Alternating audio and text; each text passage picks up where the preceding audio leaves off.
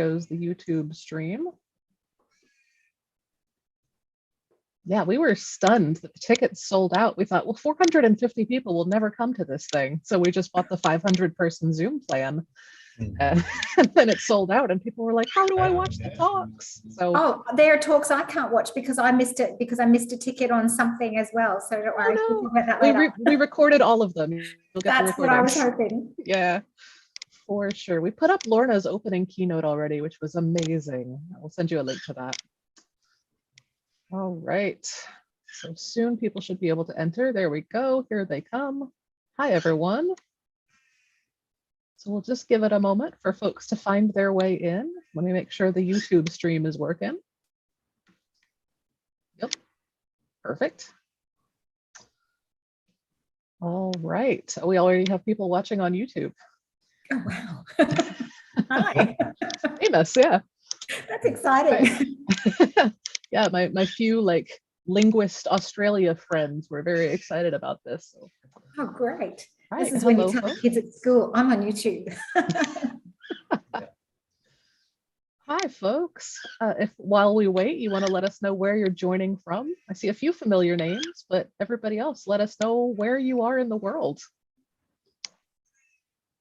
We've had folks from all over at these talks. We've got folks tuning in from the Philippines at 1 in the morning. We've had folks tuning in from Nigeria and Mexico and Canada. And so you get to talk to just about everybody today. Tuning in from New York City at 7 p.m. That's a reasonable hour. Hi, Olivia. Yeah, that's always the challenge of coordinating an international online event. Like, who are we going to ask to tune in at midnight? Who gets to tune in at a reasonable hour? All right, just give it one more minute and then we can get started whenever y'all are ready. People are still making their way in. Oh, we have someone saying hello from, I'm going to pronounce it wrong, Lleida, Catalonia. I'm a Catalan and Occitan language speaker and activist at 1 a.m. Hi. Yeah, have a second dinner. It's 1 a.m. Why not? You might need a cup of coffee. Yeah. Hi from Guadalajara, Mexico. Awesome. And I apologize for the cockatiel noises in the background. I will be on mute during your talk. But you know how pets are when they realize you're on an important Zoom call. They need to make themselves known. That's what I just said. There is a chihuahua running around at my feet. All right. I think we can go ahead and get started. So I'll just make some quick housekeeping announcements. So hi, everyone. We are now on day, 6 of the Festival of Indigenous Languages. So this may be familiar to y'all. Just a reminder, please abide by the guidelines for festival behavior. In other words, be kind and respectful to everyone. Don't talk poorly of others. This is being recorded and live streamed to YouTube. So if you ask a question in the Q&A, just be aware that your name may appear on the recording or be live streamed. And we will not have interpretation for this session, so you don't have to worry about the interpretation feature. And I think that is all of the technical notes before we hand it over. So Eric, I am delighted to hand it to you to introduce our speaker today. Jingari Nanyinari Arik. Hello, my name is Eric. I am a Kumbameri Ngugi man of the Yugambeh and Quandamooka people. Yugambeh is the Aboriginal language of the Gold Coast, Logan and Scenic Rim regions, and Jandai and Gawar are the languages of Stradbroke Island and Moreton Island of our people. Today we are situated on the Gold Coast, and I would like to begin by acknowledging our elders, past, present, and future, and the place of my people where we are speaking to you from today, right here on the east coast of Australia. To begin, I would like to introduce Candace Kruger, a Kumbameri Ngugi woman and a Yugambeh song woman, and most importantly, my mum. Candace is the founder and director of the Yugambeh Youth Choir, which she started in 2014, and is also the author of Yugambeh Talga, Music Traditions of the Yugambeh People, published in 2005. Recently, Candace was awarded the 2021 National Australian Society for Music Education Teaching Award for Excellence in Indigenous Music Education, and in 2016, the Yugambeh Youth Choir won the Queensland Reconciliation Award for Community. Candace has taught classroom music in both primary and secondary schools for over 25 years, and has just submitted her PhD thesis Yarrabul Giriba, Singing Indigenous Language Alive with Griffith University, and has recently been appointed the pedagogical leader for the Culturally Nourishing Schooling Project for the University of New South Wales. Before Candace begins our conversation today on Singing Indigenous Language Alive, we would like to play a short video for you. You Are, Call to Corroboree, sung by the Yugambeh Youth Choir.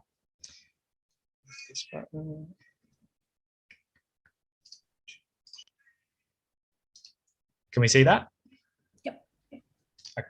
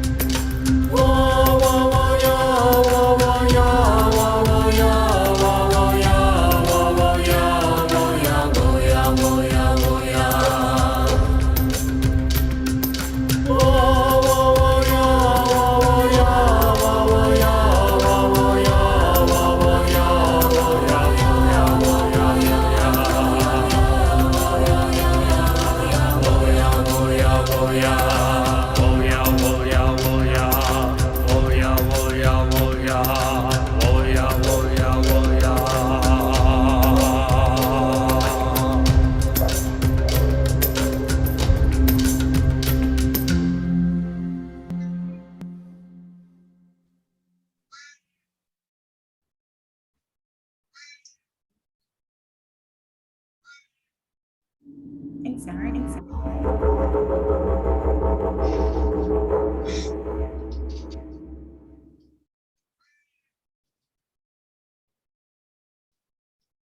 Probably stop screen sharing it there. Yeah. Yeah, that was probably a little bit laggy, but I think that people certainly understood that we'll be talking about language and song today. And thanks, Eric, for the introduction to me as well. As you can see, I wanted Eric to be my host today because of his fabulous voice, and also that he has really been instrumental in assisting us with the Call to Corroboree Yawa, the song. So here on the Gold Coast, it's usually Yabru Kubul, a beautiful day. However, today, sadly, it is Yabru Jurum Durum. It's a rainy day. But despite this, I'm delighted to speak with you today about my journey of Aboriginal language revitalisation and specifically Yugambeh language. I begin by positioning myself into this narrative because this knowledge is uniquely Aboriginal and it is important contextually to understand where this knowledge began. I'm a Kumbameri Nugi Aboriginal woman, Southport and Moreton Island. My family ties it to Yugambeh Kondamuka.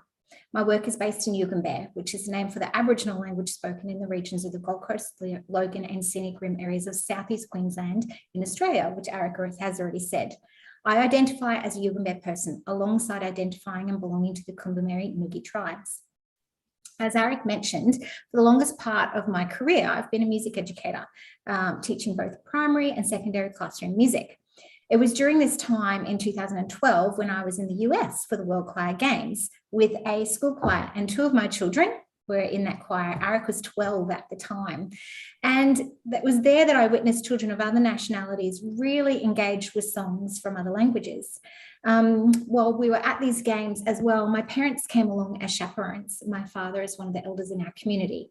And we purposefully hadn't told him that at one of our friendly concerts, we were going to sing the Australian National Anthem in Yugambeh language.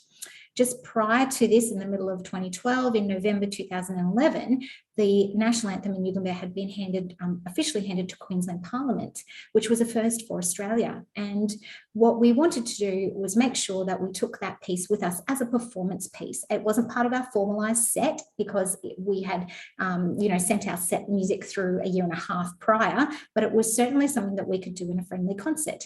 And we took the opportunity to not tell my dad that we were going to sing heritage language. We were standing in an airport, which your airports are huge overseas, not so much here. And we were having this concert with hundreds of people watching us. And I knew that my dad was watching. And after I'd finished conducting the piece and the kids were on a break, I went over to ask him what he thought. And he wasn't there. And I had to say to my mum, "Where's Dad?" And she said, "Oh, your father will be back in a minute, just had something in his eye." And I realized that my dad was in tears. And when we talked about it later, it was tears for recognition of his language. It was tears for pride in hearing his language. It was tears for perhaps a thought of a brighter future in regards to the language that was spoken around him as a child, but not directly taught to him because of the situation of where Australia was at that time. My dad's 75 now, and it couldn't be prouder of the work that we do with the Yugambeh Youth Choir and the group that we have formed here. In 2012, I recognised that I already had the vehicle for learning Yugambeh. I just needed to actually activate it in a practical sense because I had already been on the journey of finding our songs and working out their translations and cultural meanings since my grandfather made me start this work half my life ago when I was 24. And he asked me to visit his sister who knew a song. So that journey, just a little background information here. In 1988, I was in year 11 in high school, and there was a language conference that happened here on the Gold Coast to discuss Bundjalung Yugambeh language chains. And one of the key linguists, Margaret Sharp, was there, and she had one of her PhD students collecting songs at that point in time. When her PhD student actually asked, "What Aboriginal songs do you have?" the people at the conference said, "We don't have any." And the reason that they said we don't have any is because they hadn't built trust at that point in time. Now, and also they knew that I was learning music and was likely to go on and do a music degree. So they were really waiting for me to come along. So by the time I was 23 and I'd finished my music degree and had completed my teaching degree, my grandfather and his two cousins, so Sam Levine, Patricia O'Connor, and Yusola Best, sat me down and said, "You need to go and collect our songs and you need to write them down and you need to learn what they're all about. And we know someone who's got one." So they sent me straight away off to my grandfather's sister, and my grandfather came with me to visit Lottie Levinge.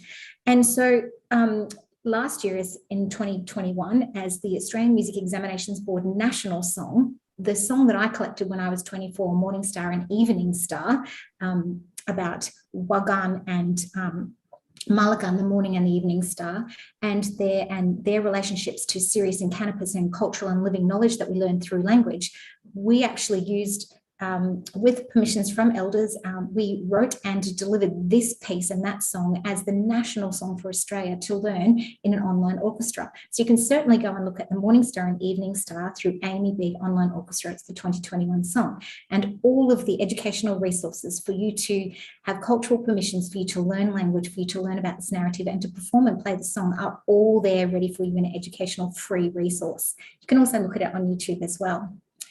So as I just jump back, when I spoke to you about the weather today, well, that's because when it rains, I internally sing a song passed down by my great-great-grandmother about one day when it was raining and the ship that was meant to provide goods to the Aboriginal community along the Nerang River. However, on this day, because it was raining, the captain wouldn't unload on the wharf, and that's how this little song about rain, a song which is mixed with Yugambeh and English, came about. Jurum, Jurum, tumble down, the wheelbarrow's broken, that Captain Whipton is a greedy fellow, we'll give him blankets. So what that's telling us is about the Aboriginal people at the time who were living along the mission, who were gathered together along the Nerang River, and about the provision of supplies given by the government. But what's not widely recognised is the fact that Aboriginal Yugambeh language was dropped into the beginning of this song. Jurum, Jurum, Jurum, Jurum, rain, rain. So as what I would like to engage with you today is a conversation about language that is utilised in song and how this gives us cultural revitalisation, living cultural knowledge, context of our language as well, and how we use that in our community.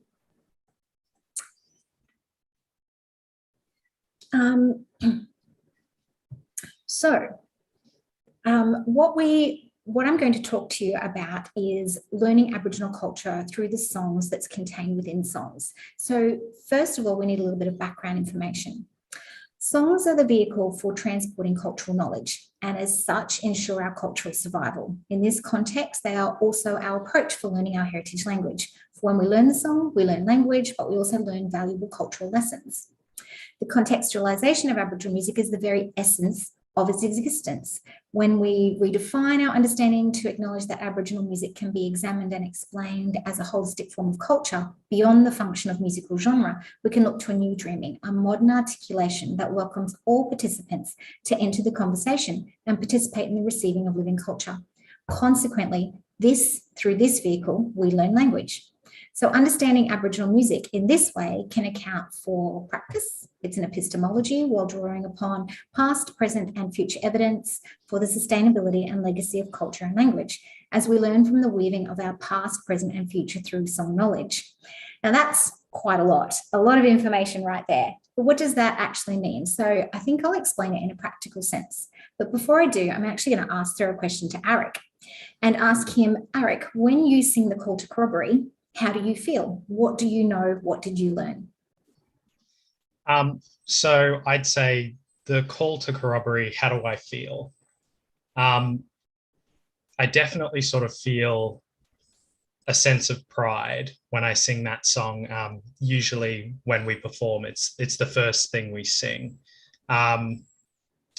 We typically start with silence and I sing out across sort of empty space, and I'm calling out to people. I'm calling out, come here, come and listen, come and join our sort of performance, our corroboree. It's a powerful song, and it definitely feels, I feel connected to sort of my cultural heritage. It's hard to describe because it's really sort of deep connection to my past, to my ancestors, I suppose. And right there, what Arik has just told us is exactly what singing heritage language for the children here on the Gold Coast in Logan and Scenic Rim in our Yugambeh region, it's what it does. So let me tell you a little bit about the call to corroboree. So the call to Yawa corroboree, Yugambeh Garama, a story, Gold Coast, Logan, Scenic Rims of Queensland, was actually recorded in 1965 by William Curtis. The melodic line and lyrics to the song have been passed down his family line orally since 1872, when his father and mother, non-Aboriginal people, first heard an unknown song sung over the sacred bull or bora grounds at Albert Park near Tamborine Village when they witnessed a corroboree. The music notation to the song was written down and passed to the Yugambeh Museum by Raymond Curtis, William's nephew, in 2003. The family were proud to have been caretakers of this unknown song for the local Aboriginal people.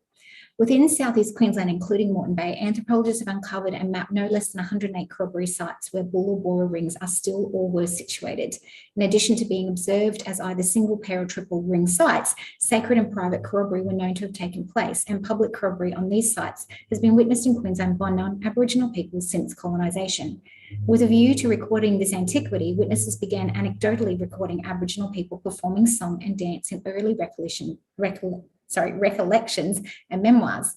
Tom Petrie, in particular, in the early 1900s, wrote about a Brisbane corroboree with 500 Aboriginals on Petrie Creek. They came from all parts, some from the interior and Amity on Stradbroke Island as well. Historically, for the Yugambeh and Bundjalung people of southeast Queensland and northern New South Wales, there were 3 bull ceremony types given to the Yugambeh and Bundjalung by our Dreamtime ancestors.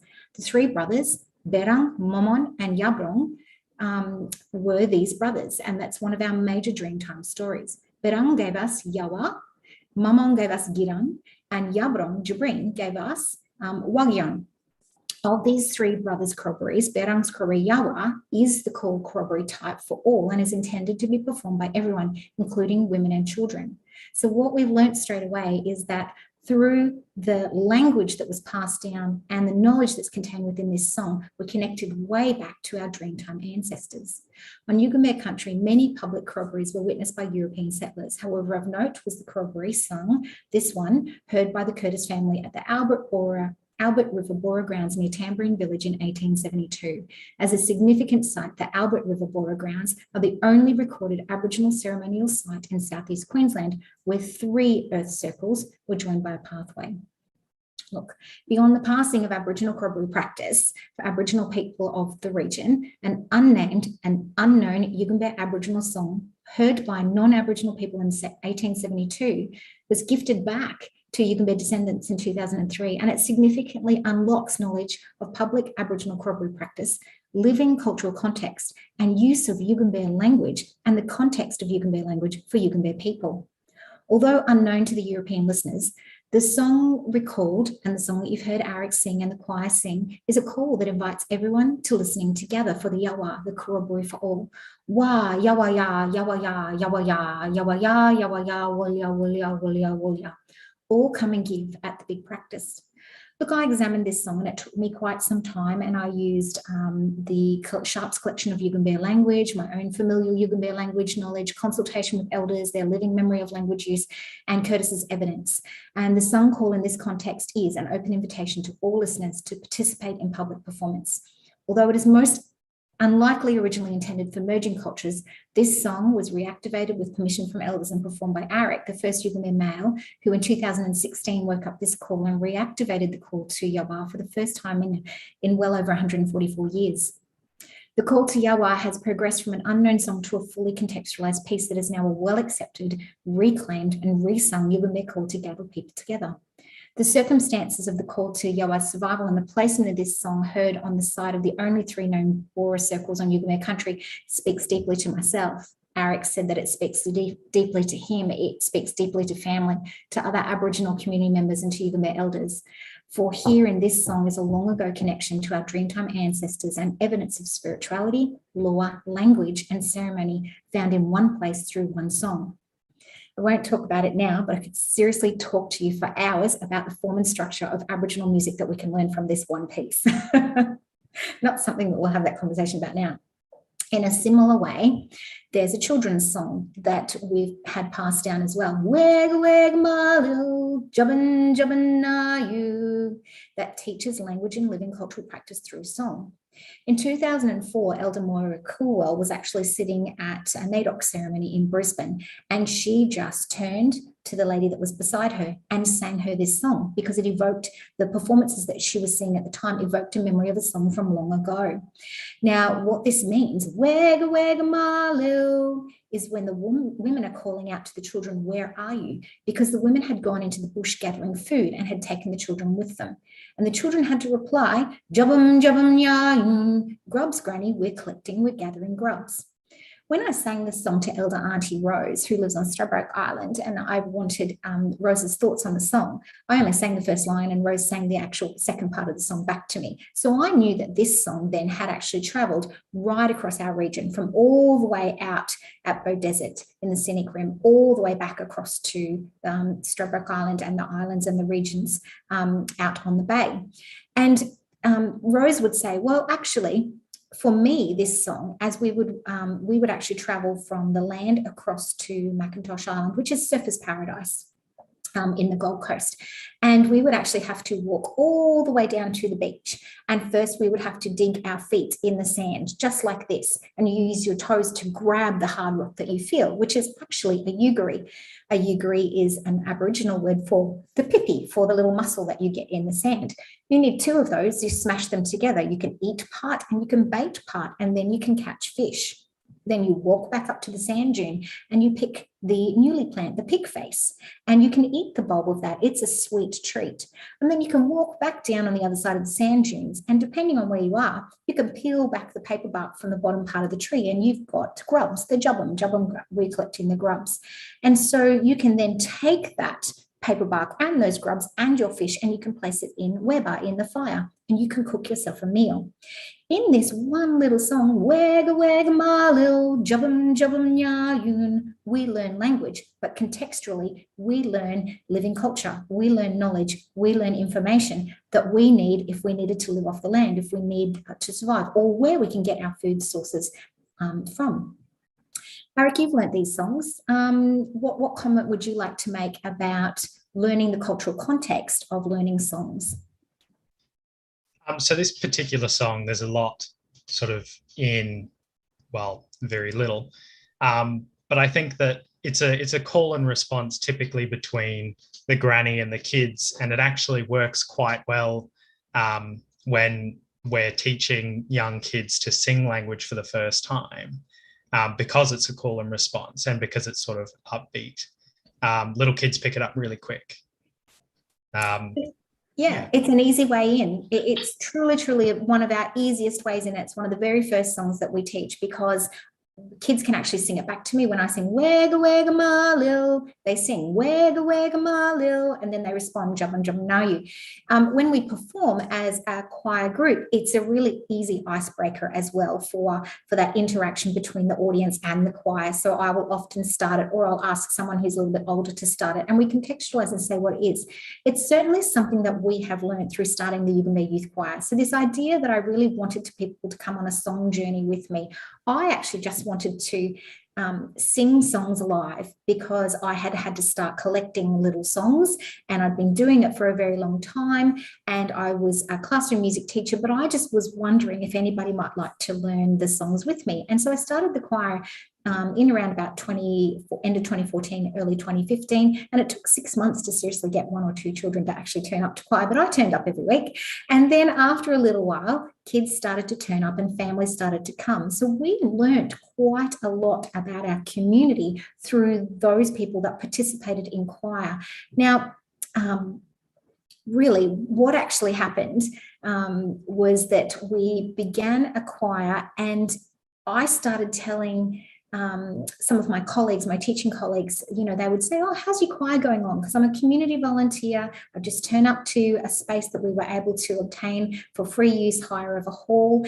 And I started saying to a colleague, well, actually, we've got a couple of foster kids that come along and a couple of other kids that come along, and they're really starting to talk and communicate, but they're actually starting to talk about choir being their second home.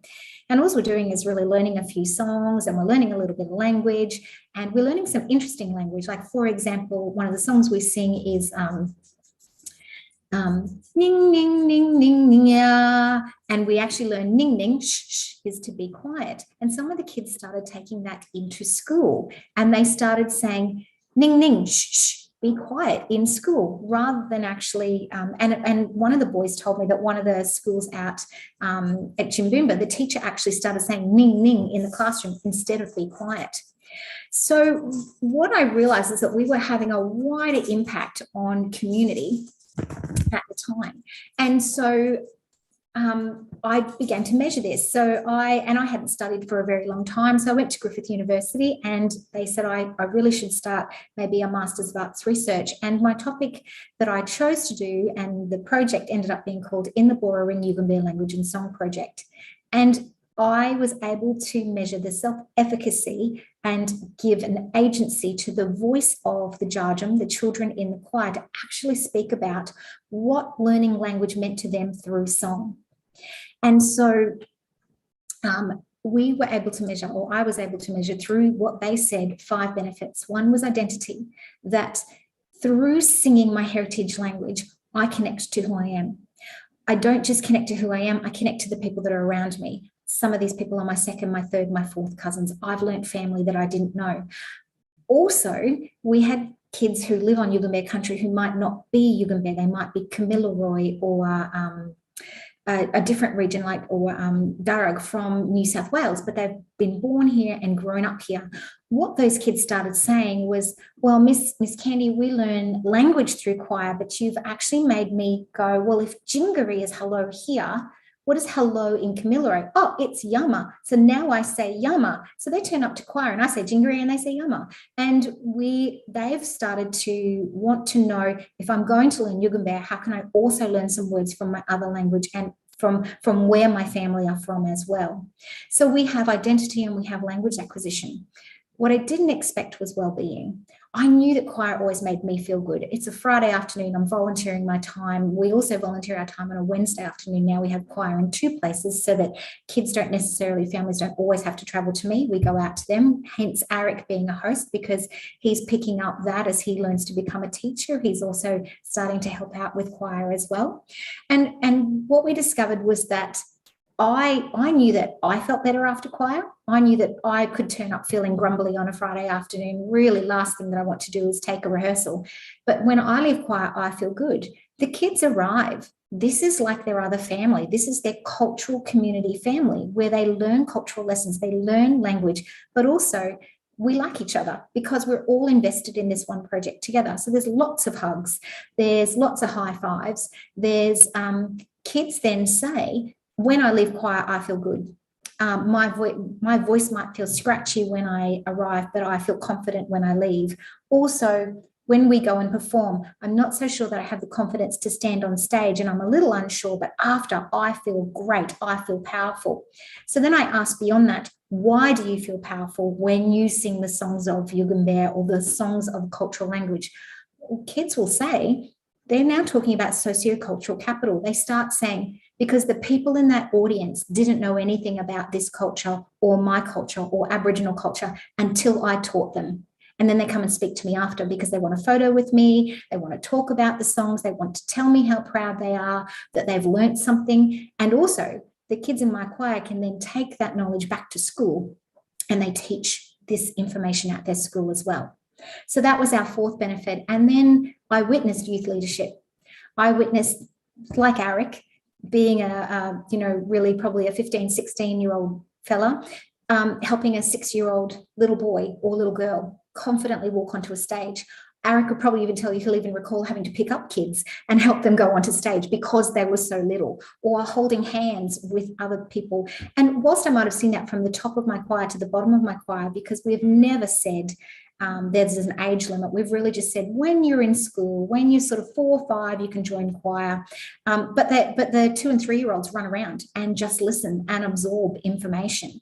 And then we also then saw the 12 and 13-year-olds go, oh, well, I can help the 8-year-olds. Oh, if the oldest kid can help the youngest kid, I can help the kids that are in the middle. So we've seen this benefit of youth leadership all through wanting to learn language. So I really spoke about that, and that paper, that thesis isn't a fully published thesis, but you can certainly see it on a university website anywhere and read that thesis. But what's really important here is that I'm actually about to go and, 5.5 years later, speak to the judge and the children who are now young adults like Eric, and there's about 8 of them. They're all off at university. They're all speaking about what learning language through song has given me as an identity, as a person ready to step out into the world. And we're about to measure that and talk about that, and even talk about cultural revitalisation and what they might like to do for language and heritage and their own cultural identity for others moving forward in community for themselves.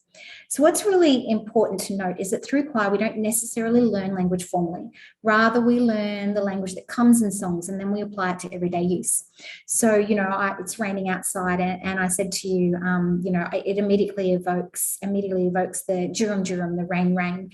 But we've been singing jungara, jungara, mobe, mope, mobe, mope, bye, bye, bye. We've been singing pelican, pelican, dusty moorhen, how his tail flicks. Again, there's an entire narrative about food sources in the Numbamba Valley with this song, but there's also the Jungara, the pelican. There's an entire songline chain and a pelican corroboree that goes along with this song as well. But I now can't see a pelican and say pelican. My head immediately goes Jungara. When we see koala, Borrowby, because that was the mascot for the Commonwealth Games in 2018. I also wrote a little tiny children's song about Borrowby as well and protecting him. And I'm pretty certain that most of the kids in choir will see a pelican and their brain goes Jungara, or they see a koala and it goes Borrowby. We talked about the action of ning, ning, shh, shh. But there's another song, Yela walu yanbalela, where 2 men are walking and they're coming to get a bride, a wife. So we're talking about traditional skin marriage lines. But when we sing it, but when we first started, so that I could break it up for kids to understand, we'd go Yela walu, which is where are you going? Yanbalela, and Yambalala is walking. So we'd actually do the action Yanbalela. And so by putting action in, I can pretty much say to the choir every now and then when I'm checking language words, I can say, oh, who can tell me what Yanbalela means? And you get walking, it just pops straight into their head. So we contextualize the learning of language through choir and through songs. So, I've pretty much spoken for quite some time about what we do and how we do. So I'm just going to throw it out there, Anna or Eric, have there been any questions so far that anybody would like to know about what it is that we do? We do have one question. They've just asked, is Yugambeh still spoken as a language? So there are a few native speakers who are very, very old. It is definitely a language in revitalisation. The choir is one of those projects. I formally started through the Yugambeh Museum Language and Heritage Centre because I needed a place that was able to help me start my idea. We've also now formally incorporated ourselves as the Yugambeh Youth Aboriginal Corporation as we move language forward and choir forward as its own entity in community. But there are definitely some older speakers of language. It's interesting that when we talk about this, so my own father, when we won the Queensland Reconciliation Awards in 2016, we had to fly to Townsville. And so I invited him to come with me as an elder who was supporting what we were doing in community. And I was writing out my speech, and I wanted the first part of it in case we won. I was hoping that we would. But I wrote out my first part of the speech in Yugambeh language, and I was practicing it. And I really thought that my dad didn't necessarily know a lot of language because that's kind of what he said to me along the way. And then he was saying, oh, no, you need to say that word like this with a guttural sound here. And no, that one's more of a like the sound moving forward. So all of a sudden I was evoking memories in his mind of language that he'd learned as a child. And then he was able to say to me, oh, actually, as a kid, so Pop would have these jars and he would put the sea animal creatures in them because our family, the Lavinge family, had all the oyster banks and were the oyster farmers of Moreton Bay, and they would have all these sea creatures in the jars. And when the men would row the boat over to the mainland to get the workers or the fishermen, they might sometimes bring back some chocolate money or some lollies, a little bag of lollies. And if you could actually say what the animals in the jars were in language as well as in English, you'd get a lolly. So there was these subtle ways when Aboriginal language was shut down and not allowed to be spoken anymore in Australia for some time. There were these subtle ways that language was still taught. Bedtime whispers, songs and lullabies, learning your animals in a jar. And I thought that I also didn't necessarily know any language myself. And until I was in grade 12 and I'd gone on this excursion to Stradbroke Island and we were walking down to the beach and we were doing a cross section and the science teacher said something like, let's all dig up these pippies. And he was talking about what I'd talked about, the little mussel in the sand. And I said, oh, Sarah, that's really wrong. That's not called a pippy. That's called a yugari. And he said, no, this is called a pippy. I don't know what you're talking about. And I nearly had a fight with my science teacher and got in trouble. But I realised then that I actually knew Aboriginal language that had been taught to me as a child, but had just been dropped into my everyday conversation.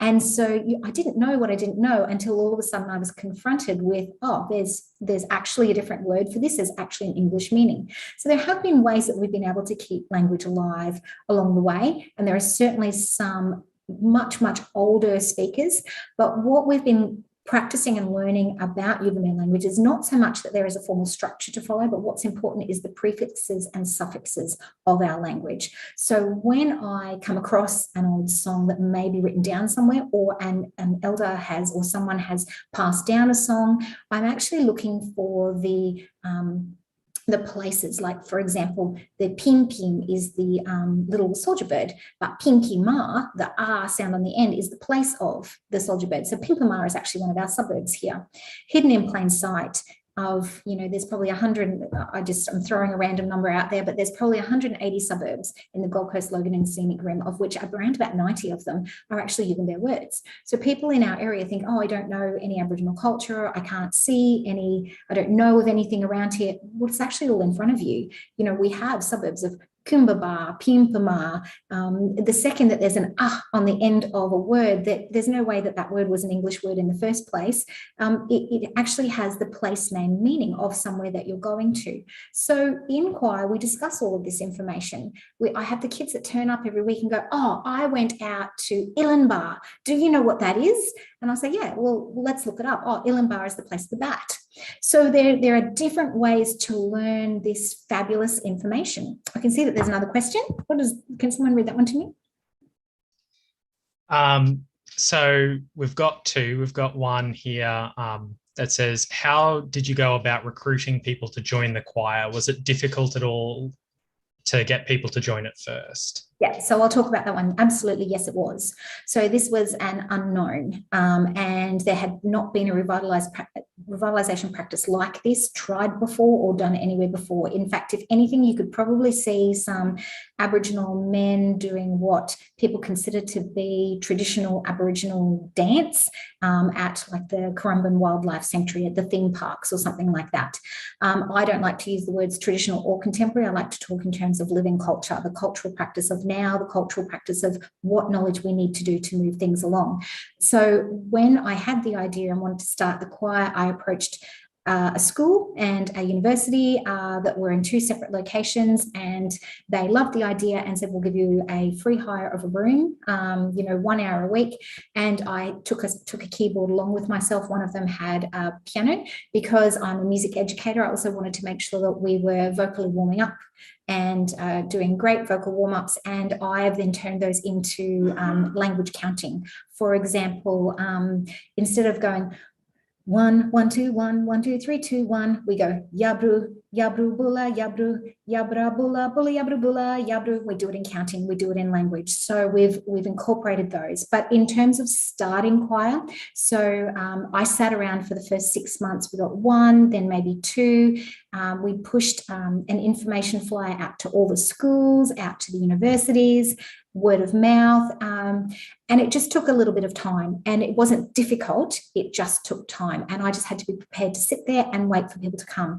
Honestly, once people started coming, we've had up to 45 kids in choir, aged from 5 to 19, and we have sung, probably our biggest performance was the closing ceremony of the Commonwealth Games in Aboriginal language to 1.3 billion viewers around the world, which was pretty fantastic. We've done national songlines now, but because of COVID, it has hit us badly, and Australia, as you know, has locked itself away, and states have locked themselves away from other states. So what we're doing, and what you can see by the video that you've seen, is we've taken those little moments of opportunities to actually take the songs that we've been singing for years and go and record them and actually make videos and make educational resources, which on yugambeheyouth.com.au is our website, which we are working on right now, and you'll be able to download our free educational resources and see how we're doing it here in Australia and how that might be able to help you wherever you are. And I have to look at what that new model will be now, because out of COVID, what we will do this year, but there are certainly young families that are contacting us now saying, can we please come and join choir? I have maintained over 7-8 years now being a community volunteer with my time, and we have maintained that choir is free, and we have been able to also maintain free hire of the school, or there are 2 different schools where we get free hire of their school hall. That has been how we've been able to do this. Is there another question? Yep, we've got one. Can you tell us about some of your performances and the responses you get from the audiences, Indigenous and non-Indigenous audiences? So when we first started performing, so this is like probably a twofold thing here. When we first started performing, we only had 3 songs we would perform for all of 5 minutes. And the kids were really, really new. And when people would say, would you like to perform at our school fete, or would you like to perform somewhere else? So it really just started with word of mouth. So the school that we have rehearsal at said, we've got a multicultural day. Would you please perform? And I said, okay, well, we'll give it a go. We sang for 4 minutes. From that, a parent that was there doing something else said, would you like to come and perform at another event? And then we also had a couple of people in community advocating for what we were doing, going, oh, there's this National Aboriginal Celebration Day here. Would you guys like to come and perform? We always said straight away, hey, look, we've only got 3 to 5 minutes of performance. We don't have very much. And that was perfectly fine and really well accepted. And people literally would come up to us and say, oh my goodness, Aboriginal kids singing in Aboriginal language, this is gold. This is amazing. I'm learning so much. But there was a little error that I was making. I didn't realize that people actually wanted the narrative behind the songs. We were just hopping up and singing the songs. We also got to perform at, like the Gold Coast show, just local events. So lots of local events, and we would have been by 2017, 2018, performing twice a month at local events. We don't ever perform and have never performed in school time because kids go to school. We perform and we like to do things on the weekend. And, you know, fortunately with the Commonwealth Games coming to our region in 2018, we got to do quite a number of performances and very high profile ones as well.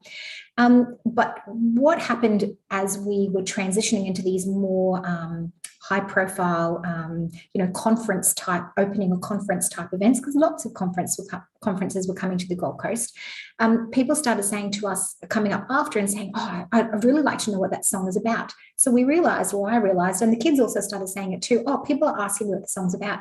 So Eric mentioned to you that, you know, he might hop up and sing the call to Corbury, but we use that as a powerful engagement tool to start the song. Or if I don't have him or someone that's confident to sing it, I might start with the Wega Wega Marlo. After the song is sung, we then tell the narrative to the audience. Sometimes it feels strange that you sing a 1-minute song, but you speak for 3 minutes after. But the engagement with the audience, learning a piece of Aboriginal language, learning Aboriginal cultural living knowledge, and contextualizing it to the land that they're literally sitting on at that point in time is immeasurable. It is that sociocultural capital that we're talking about, and people go away and talk about it. So that was really that point. I only had a handful of songs from Yugambeh Tauga, the book that I had, the very early manuscript that I wrote that then got published into a book in 2005.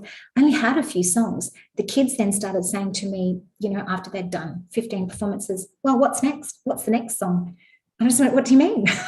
And they said, well, we want some more songs to sing. We're good at those ones and we do well and we perform them. So that began my journey, much bigger journey of song investigation, of trying to track down older songs that people may have recorded in different places, in newspaper articles, in earlier academic works, through anthropologists, talking to other elders, and really working through the narratives, the language, the knowledge that's embedded in songs to actually make sure that I'm bringing something through. We'll be publishing and doing a video of Yugambeh Lullaby, A Blessing to be Sung Over Babies, in the next 6 months. And we'll also be working on a song, Whereby Fire, which is not just bringing the fire to life, but it's actually about the process of what you have to gather and what the language teaches you about all the different parts of nature that you have to gather and what you use fire for before you blow on the Whereby Fire to bring it to life. So this is where we're going next. Any other questions? So, yeah, the next one, someone said, hi, I'm from Jeju Island, Korea. I apologize if I've pronounced that incorrect. In my island, people have started making music notes for our folk songs. Do you already have music notes for the songs that you are teaching? So, talk about. So, as in musical notes? Yes. So, some we do, some we don't. So there are different ways that I have to work. So first, if I'm really, really lucky, like Yawa Call to Corbury that you heard Eric sing, that was passed down with both a musical score and language. So that was what I would consider to be a fully intact, very old song. However, when it was passed down, it really didn't make too much sense because it had wah, wah, wah, ya. And I couldn't understand what the extra W was for. And then I realized that something that had been passed down orally over years and years and years and years had shifted on one sound at the beginning. And once I was able to unlock what that first letter and change of sound was and how it was sung, I then was able to contextualize what the song is. Another song, so that what I mentioned earlier, the 2021 online orchestra for AMEB, Morning Star and Evening Star. So when I went to visit Auntie Lottie when I was 24, Lottie said, I can give you, so this was a song that I was taught as an 8-year-old. We're literally talking about the early 1900s. She said, my grandmother passed it down for me. And but she said, I can't remember the song anymore. I can remember the language. I can remember the English and what it means, but I just don't have the music anymore.